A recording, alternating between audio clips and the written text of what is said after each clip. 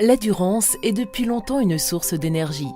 Nos anciens ont su transformer la goutte d'eau en électrons et la fée électricité est née dans les années 1937 dans les Hautes-Alpes. Puis l'industrie était naissante à l'Argentière.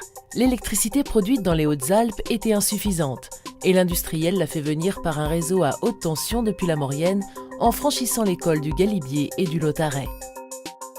La région prospère, la démographie croît et au-delà de l'industrie, le tourisme de montagne apparaît avec la création des stations de ski et le premier télécabine a été installé à Serre-Chevalier en 1940.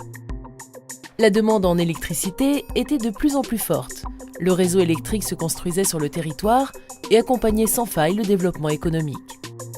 La connexion avec le sud du département devenait indispensable et en 1960, les Hauts-Alpins ont vu naître sur le territoire un des plus grands lacs artificiels d'Europe, le lac de Serre-Ponçon.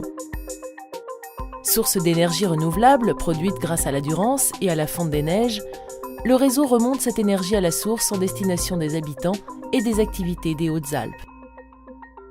En hiver, le réseau d'interconnexion français apporte tout le complément d'énergie nécessaire compte tenu du niveau d'eau qui est au plus bas. Depuis 1936, cette boucle virtueuse composée de l'énergie hydraulique et du réseau haute tension permet le développement de toute la région comprise entre le Briançonnais et le Gapençais côté vallée de l'Avance. Le succès est au rendez-vous, mais aujourd'hui le réseau est âgé et fatigué. Il est temps de lui redonner une nouvelle jeunesse pour les 50 prochaines années au moins.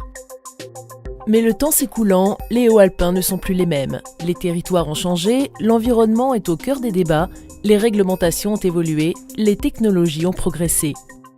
On ne peut plus construire un réseau aujourd'hui comme nos anciens l'ont fait en 1936.